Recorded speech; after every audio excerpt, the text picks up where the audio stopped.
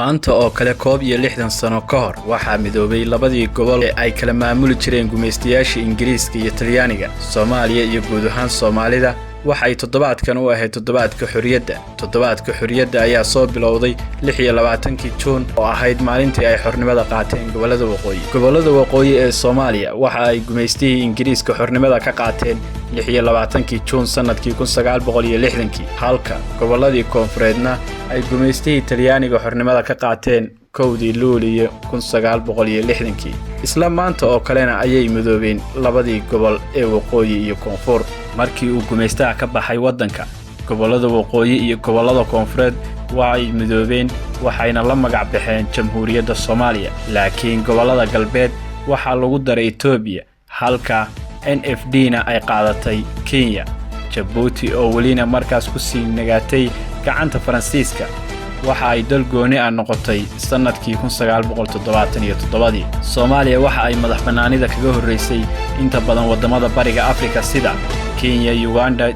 Djibouti, Eritrea iyo Suudaan waxayna dhammaantood xornimada heleen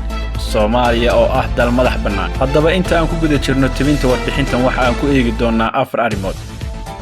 xorriyaddii koonfurta iyo midnimadii labada gobol 1 Luulyo maanta oo kale waxa xornimada qaatay gobollada koonfureed iyagoo gumaystihii Talyaaniga ka xoroobay 1 Luulyo 1960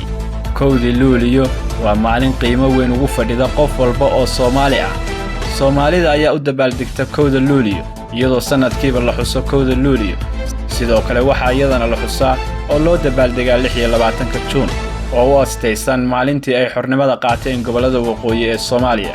2 sida loogu xuso Soomaaliya iyo midnimada labada gobol Soomaaliya oo ay maalinteedii tahay 1 Luulyo waxaa loo sameeyaa munaasabado loo diyaariyay si loo weyneeyo maalinta qaran waxaana inta badan xusa madaxda heer federaal heer maamul goboleed qaar ka mid ah ururada ardayda iyo ururo isxilqaama dhammaantoodna waxa ay xaflado la soo abaabulay oo kooban ay u diyaariyaan qaar ka mid ah bulshada qaybaheeda kala duwan Soomaaliya lagama qabto xaflad guud oo lagu weyneynayo maalinta qaran ee 1 Luulyo walba oo lagu xusayo xafladda 1 Luulyo iyo 26 Juun oo goob walba bulshada ka qayb galaysa ay xor u tahay marka laga reebo dadka loo qorsheeyay xafladaha maamuuska 1 Luulyo iyo 26 Juun ma jirto madaxaf ama goob kale oo ay magaalo walba bulshadeedu isugu timaado oo si joogto ah loogu qabto munaasabadaha waaweyn ee maalinta qaran ee 1 Luulyo shacabka Soomaaliyeed kuma dhiirana in ay weyneeyaan maalinta qaran sababta ugu weyn waxa lagu qiimeeyaa in aysan jirin baraarujin dhanka bulshada ah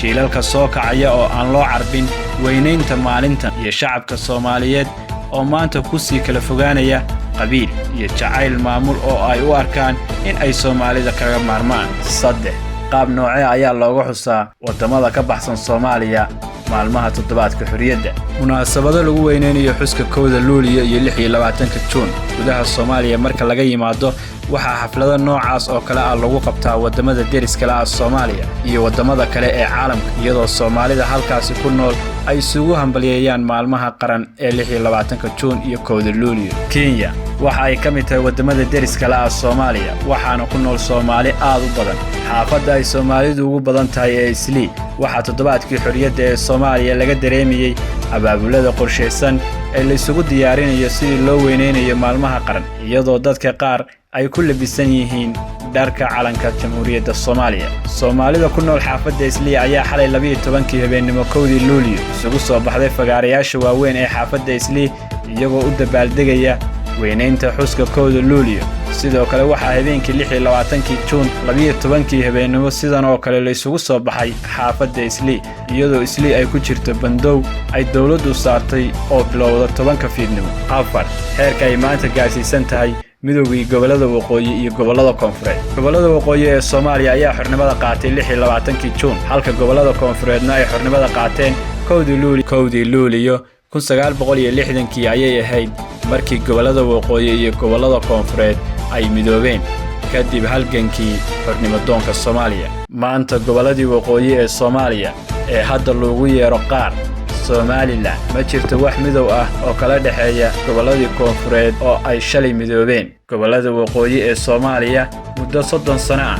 wax midow iyo wax wada qaybsi ah kalama dhaxayso gobollada kale ee Soomaaliya iyadoo uga maqan tobasho ay ka qabto Soomaalidii ay maanta oo kale ay la midowday shalay 1 Luulyo 1960 iyo maanta 1 Luulyo 2021